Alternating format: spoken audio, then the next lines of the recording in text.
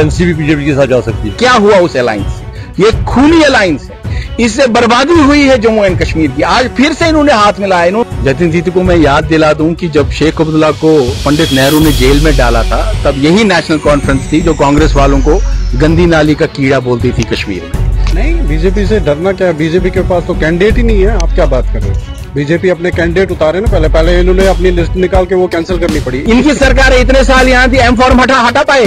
इस बार M form हटा, इसी साल ये एम फॉर्म हटा है, इसी बार ये हटा है, ये क्यों नहीं हटा पाए? तो इसीलिए मैं आपको बोल रहा हूँ, इनकी बात तो छोड़ दीजिए आप। इनकी अलायंसेस हमने देखी है बहुत, ये खूनी अलायंसेस है, इनसे कोई। ये इलेक्शन कमिश्नर का भी क्रेडिट लेना चाहते कर सकते हैं कि पीडीपी और बीजेपी फिर से वापस साथ में आएंगे। पॉलिटिक्स में कुछ भी पॉसिबल है। जी, पॉलिटिक्स में आप जो मर्जी करो, जो जहाँ जाना चाहे वो जा सकता है, इसमें कोई दिक्कत नहीं है। आप ये भी मान के कल एनसीपी बीजेपी के साथ जा सकती है कि जो हमारा कश्मीरी समाज इस इलेक्शन में अपनी आइडेंटिटी को खोना चाहता है, वो जो बोलने वाले हैं कि नोटा, जो भी हमारे समाज में कुछ लीडरान हैं जो नोटा बोलते हैं, उनसे मैं यही अपील करता हूं कि नोटा को भूल जाओ, वरना अपनी आइडेंटिटी को भूल जाओ। देख रहे हैं द राइट न्यूज और मैं हूं रोहित भट्ट। और आप सबको पता ही है कि हम लोग आज जम्मू कश्मीर की असेंबली इलेक्शंस जो होने वाली हैं उस पर पूरी नजर बनाए हुए हैं, अपने दर्शकों के लिए पल पल की खबर आप तक पहुंचा रहे हैं। और उसी सिलसिले में आज रिलीफ कमिश्नर ने ऑल पार्टी मीट बुलाया था और यहाँ पे ऑल पार्टी मीट में अलग अलग रिप्रेजेंटेटिव आए थे पार्टी से। हमारे साथ यहाँ पे सबसे पहले राजीव जी हैं, ये बीजेपी से हैं यहाँ पे। राजीव जी, हम जानना चाहेंगे कि क्या मुद्दा था आज, किस वजह से आप यहाँ पे आए? रोहित जी, ऐसा है जैसा कि आप जानते हैं कि पिछले लोकसभा इलेक्शंस में जो कम्युनिटी की सबसे बड़ी डिमांड थी एम फॉर्म हटने की, वो एम फॉर्म हट गया था। उसके बाद अगर आप देखेंगे जो डिस्प्लेस्ड कश्मीरी पंडित कम्युनिटी है, उनकी जो पार्टिसिपेशन थी लोकसभा इलेक्शंस में, वो पिछले चुनावों से काफी बेहतर थी, जिसकी इलेक्शन कमीशन ऑफ इंडिया ने भी तारीफ की और आदरणीय गृह मंत्री जो हमारे हैं आदरणीय अमित शाह जी, उन्होंने भी तारीफ की। अब जो पिछली बार वोटिंग हुई डिस्प्लेस्ड केपीज की, वो जो टर्नआउट था उसको और कैसे बढ़ाया जाए, उस पर जो रिलीफ कमिश्नर है डॉक्टर अरविंद कारवानी जी, वो पिछले 1 महीने से लगातार मीटिंग्स ले रहे हैं। और उसी सिलसिले में आज दूसरी मीटिंग थी, ताकि जो पिछली बार थोड़ा कंफ्यूजन और क्योस हुआ था फर्स्ट फेज में, वो फिर से ना हो। जैसा कि आप जानते हैं जोन वाइज अब बांटा गया है सबको, 19 जोन इस बार यहाँ पर है, 1 उधमपुर में है, 4 दिल्ली में है। तो उस प्रक्रिया में कोई कोताही ना हो इस बार, जो पिछली बार हुई थी, उसी के सिलसिले में हमने पिछले 1 महीने में 2-3 मीटिंग्स रिलीफ कमिश्नर साहब से की हैं और आगे आने वाले 1 महीने में और भी मीटिंग्स करते रहेंगे। जी। हम आपसे जानना चाहेंगे कि आप पीडीपी से हैं, आपका नाम क्या है? चमनलाल जी, हम जानना चाहेंगे कि कितना जरूरी है कि अभी जो वोटर्स हैं, पिछली बार कुछ क्योसेस हुए थे, आज इस बार वो चीज ना हो और प्रॉपर वोट डाल पाए। देखिए सर, पिछली बार बहुत कुछ प्रॉब्लमें होगी हमें हर एक जोन पर, क्योंकि वोटर को अपना नाम नहीं मिला, फिर सप्लीमेंट्री लिस्ट बनाना पड़ा। इसलिए हम मीटिंग कर रहे हैं कारवानी साहब के साथ। ये दूसरी आज रिव्यू मीटिंग थी हमारी, कि हमारा यही मकसद है इस मीटिंग का कि कोई छूट न चाहे वोटर, ज्यादा से ज्यादा लोगों की इसमें शिरकत हो। को हम चाहते हैं कि अगर मतलब जितनी भी सहूलत हम वोटर को दे सके वो दे। हमने आज वोटेशन फॉर्म भी साथ दिए, कहीं फैमिली मिसिंग है, कुछ मिसिंग है, और एपी कार्ड वो बांटने हैं, सब मतलब इश्यूज पे आज मतलब यहाँ डिस्कशन हो गया। उम्मीद करते हैं कि ज्यादा से ज्यादा टर्नआउट इस बार हो जाएगा। बिल्कुल, हमारे साथ यहाँ पे नेशनल कॉन्फ्रेंस से हैं जतिन जी है हमारे साथ। जतिन जी, हम जानना चाहेंगे कि बीजेपी ने 2 कैंडिडेट मैदान में खड़े कर दिए कश्मीरी पंडित, और साथ साथ में अपनी पार्टी ने एक अभी तक कैंडिडेट खड़ा किया है। आपके नजरिए से कम्युनिटी को बहुत ही ज्यादा ये था, विश्वास था कि एनसीबी किसी न किसी को जरूर उतारेगी, खासकर हब्बा कदल की कॉन्स्टिट्यूंसी से बहुत ज्यादा रूमर्स हो रहे थे कि वो शायद कश्मीरी पंडित ही आएंगे, लेकिन अभी तक कोई नहीं आया। क्या उम्मीद कर सकते हैं कोई आए? देखिए, हमारे तो 51 कैंडिडेट्स जो है वो इलेक्शन लड़ेंगे अभी जम्मू कश्मीर की यूटी में।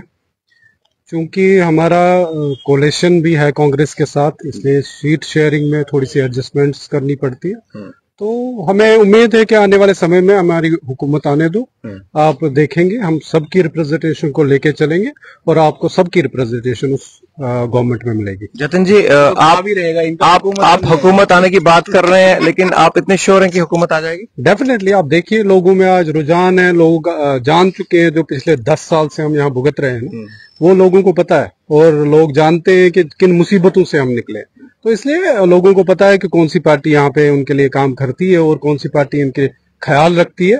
तो डेफिनेटली हमें पूरी उम्मीद है कि लोग अपने वोट का इस्तेमाल अच्छे तरीके से करके, उनको पता है कि किस तरफ हमें जाना है और वोट हमारे नेशनल कॉन्फ्रेंस को मिलेगा और नेशनल कॉन्फ्रेंस आने वाले वक्त में यहाँ पे जम्मू कश्मीर में हुकूमत बनाएगी। हमारे साथ डेमोक्रेटिक आजाद पार्टी से भी यहाँ पे कुछ उनके कार्यकर्ता हैं और आपसे जानते हैं, मीटिंग में बात हुई। पहले आपका नाम जानना चाहूंगा। Pyarelal Panta, chairman Kashmiri displaced people wing DPAP का।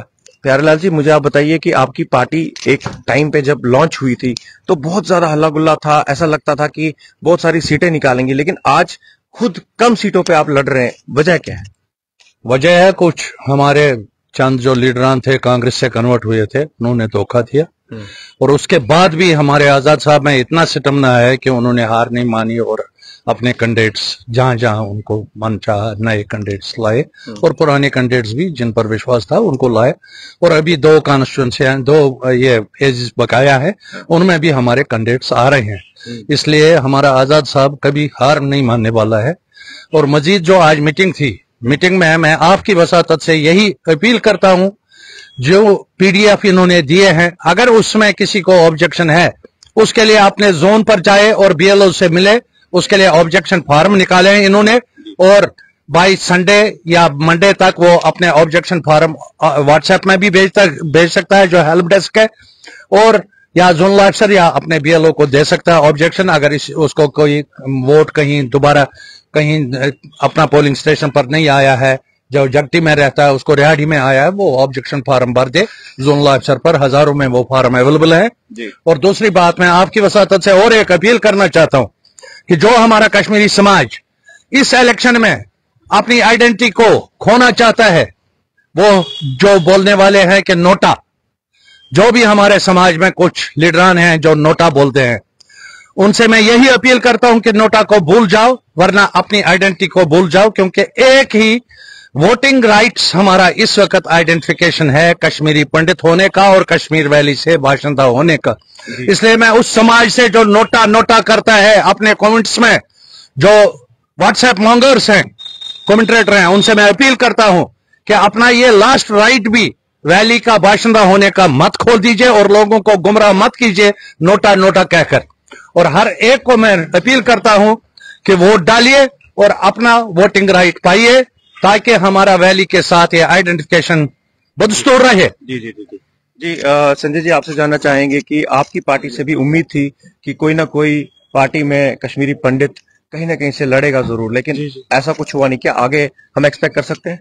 नहीं, देखिए सर, इसमें ये है कि बेसिकली क्या है कि इस बार जो ये हमारा पहला इलेक्शन था, तो इसलिए इसमें हम भी, जो हमारी केडीपी विंग है, इसमें हमारा अभी हम जूनियर ही है उनसे, जो हमारे सीनियर है, तो आजाद साहब ने सोच समझ कर फैसला लिया और जो जिस कॉन्स्टिट्यूंसी से मुझे उठाना था वहां पर पहले उम्मीद तो थी, लेकिन हमारी कुछ समस्याएं थी, तो उसकी वजह से, वो सबको पता है कि उसकी वजह से वो जो हमारे को वो विड्रा करना पड़ा वहां पे। तो अदरवाइज डीपीएपी से भी कोई कश्मीरी पंडित लड़ सकता था अनंतनाग से। जी। तो इसलिए हम यही है कि हम सभी से, क्योंकि आज जो हमारी यहाँ रिलीफ कमिश्नर साहब से मीटिंग हुई, इसमें यही हमने इनको बोला कि जो खामियां है उनको दुरुस्त कीजिए।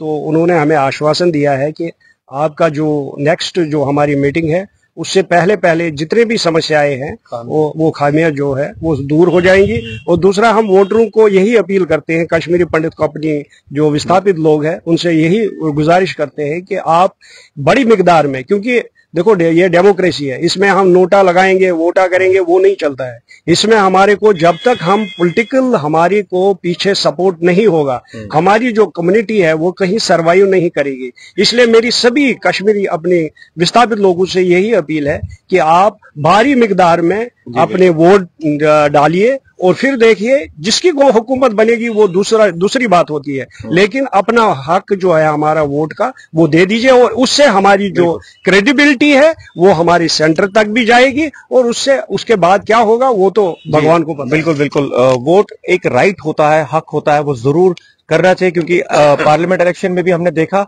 कि बढ़ चढ़कर कश्मीरी पंडितों ने वोट डाला और इस बार उससे ज्यादा वोट वोटिंग होने के चांसेस हैं, क्योंकि कश्मीरी पंडित बहुत ही एक्साइटेड है वोटिंग के लिए।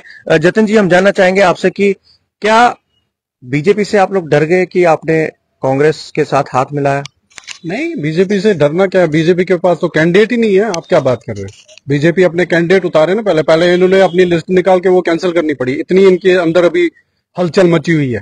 बाकी ये जो आप कोलेशन की बात कर रहे हैं, कोलेशन पहले से चल रही है। जब पार्लियामेंट इलेक्शन हुए थे उस टाइम इंडिया ब्लॉक बना था, उसी के अंडर हम अभी कोलेशन में है, और आने वाले जो चुनाव है वो सारे कोलेशन में होंगे। जैसे पिछले इलेक्शन कोलेशन में हुए, आने वाले इलेक्शन भी कोलेशन में ही होंगे। के तहत आप हाँ, एक प्रोसेस के तहत है, और हम चाहते हैं कि हम ऐसी हम सोच जमाते जो है उनके साथ हम इकट्ठे लड़के जम्मू कश्मीर को इस मुसीबत से निकालना चाहते हैं। मेन हमारा मकसद वही है कि लोगों को अपनी हुकूमत मिले, यहाँ लोग अपनी हुकूमत बना के अपने मसाइल अपने कैंडिडेट के सामने, अपने जो नुमाइंदा कल चुना जाएगा उसके सामने रख के उसका हल करें।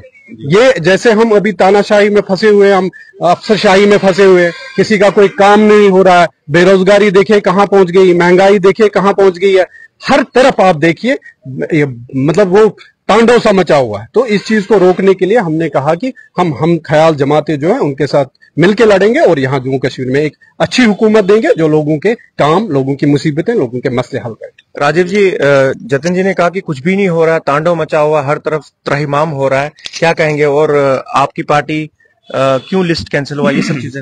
सबसे पहले मैं जतिन जी को कुछ चीजों को जवाब दे दूं। जतिन जी को मैं याद दिला दूं कि जब शेख अब्दुल्ला को पंडित नेहरू ने जेल में डाला था, तब यही नेशनल कॉन्फ्रेंस थी जो कांग्रेस वालों को गंदी नाली का कीड़ा बोलती थी कश्मीर में। इन्होंने ही फैलाया था, नेशनल कॉन्फ्रेंस वालों ने, कि कांग्रेस वाले जो है वो गंदी नाली के कीड़े हैं।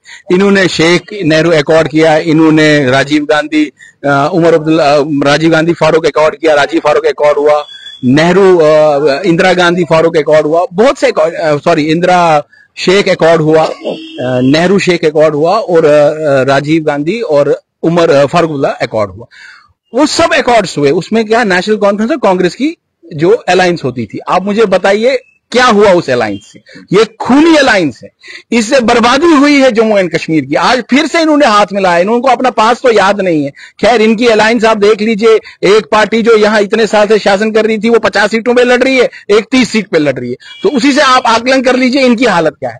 बीजेपी अपने दम पे लड़ रही है, किसी के साथ अलायंस नहीं है। और आज जो मीटिंग्स यहां भी हुई है, ये मीटिंग्स इसलिए हो रही है कि इसी सरकार में एम फॉर्म हटा, इनकी सरकार इतने साल यहां थी, एम फॉर्म हटा पाए? इस बार एम फॉर्म हटा, इसी साल ये एम फॉर्म हटा है, इसी बार ये हटा है, ये क्यों नहीं हटा पाए? तो इसीलिए मैं आपको बोल रहा हूं, इनकी बात तो छोड़ दीजिए आप, इनकी अलायंसेस हमने देखी है बहुत, ये खूनी अलायंसेस है, इनसे कोई। ये इलेक्शन कमिश्नर का भी क्रेडिट लेना चाहते हैं। ये जो एम फॉर्म की प्रक्रिया थी, ये काफी समय से हमने इलेक्शन कमिश्नर ऑफ इंडिया, हमारे यहाँ जो सीईओ है, उनके सामने रख के सब पार्टियों ने, ये एक पार्टी को नहीं जाता है, सब पार्टियों ने 96 में पहली बार हुआ था ये इंट्रोड्यूस। उसके बाद जैसे 2002 वगैरह के इलेक्शंस हुए उसके बाद के, तब से हम कंटिन्यू प्रोसेस में थे इसके कि इस एम फॉर्म को खत्म करना। अब आज ये वो क्रेडिट भी लेना चाहते हैं, वो इलेक्शन कमिश्नर ऑफ इंडिया को क्रेडिट जाता है, और उन्होंने वो किया। बाकी इनके जो ये अभी बड़े सवाल उठा रहे थे, जो हमारे गठबंधन है, उसमें मुझे बताइए, ये अभी पीडीपी से भी मिले हुए थे ना पहले? पीडीपी साथ में ही है, मैं इनसे बात करता हूँ। आप मुझे बताइए, यहाँ पे इस समय पीडीपी और बीजेपी का गठबंधन हुआ था, लास्ट जो असेंबली इलेक्शन हुए थे, इस समय कांग्रेस और एनसी साथ में आए, क्या ये उम्मीद कर सकते हैं कि पीडीपी और बीजेपी फिर से वापस साथ में आएंगे? पॉलिटिक्स में कुछ भी पॉसिबल है। जी जी, पॉलिटिक्स में आप जो मर्जी करो, जो जहां जाना चाहिए वो जा सकता है, इसमें कोई दिक्कत नहीं है। आप ये भी मान के कल एनसी भी बीजेपी के साथ जा सकती है, कोई और पार्टी भी जा सकती है। सर जी देखो, जहां अब उस वक्त मुफ्ती साहब ने कहा था ये नार्थ साउथ पोल की बात है, मुझे बताओ अगर कल श्रीनगर में 46, 45, 44 सीटें आती है, जम्मू में 30 आती है, जाना कहाँ है? कोलिशन तो करनी है, जो पार्टी आती है करनी है। मैं यही भगवान से प्रार्थना करूंगा, वो सरकार आए जो हमारा दुख दर्द समझे और हमारा भला हो जाए। बिल्कुल बिल्कुल। आपसे मैं पूछना चाहूंगा, यहाँ पे कोलिशन की बात आ रही है, यहाँ पे बीजेपी और पीडीपी फिर से एक साथ होने की बात आ रही है, एनसी कांग्रेस साथ में है, क्या आप भी कहीं किसी के साथ कोलिशन में जाना चाहेंगे? हम नहीं जाना चाहेंगे। हमारा अगर चेयरमैन कहीं जाना चाहे, वैसे वो इतना कम अकल नहीं है कि वो किसी के साथ कोलिशन करे, इतना नेशनल लेवल का लीडर होकर के।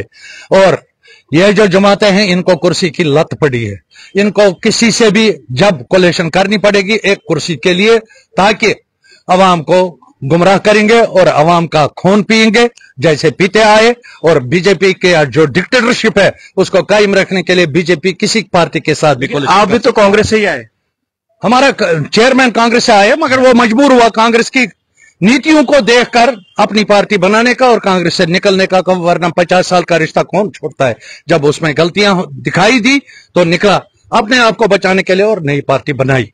और उसको कुर्सी की लत नहीं है, वरना उसने कितना भी किया होता इस इलेक्शन में, मगर कुर्सी की लत नहीं है क्योंकि उसने 50 साल कुर्सी रखी है अपने नीचे। और इनको कुर्सियों की लत है। ये कोलिशन किसी के साथ भी, ये एनसीपी के साथ, किसी के साथ भी BJP, PDP, National Conference coalition कर सकती है। देखिए बहुत बातें हुई यहाँ पे। मुझे लगता है कि ये पूरे महीने में ऐसी डिबेट्स होनी चाहिए, होती रहेंगी, क्योंकि यहाँ पे बात बहुत से सामने निकल के आई है। कोई भी किसी का हाथ थाम सकता है, ये इन लोगों ने कहा है आने वाले समय में। अभी तब तक देखते रहे कि क्या होगा अगला कदम। बीजेपी, एनसी, पीडीपी, कांग्रेस, इन सब का क्या कदम रहेगा। हम आपको पल पल की खबर देते रहेंगे। तब तक देखते रहिए द राइट।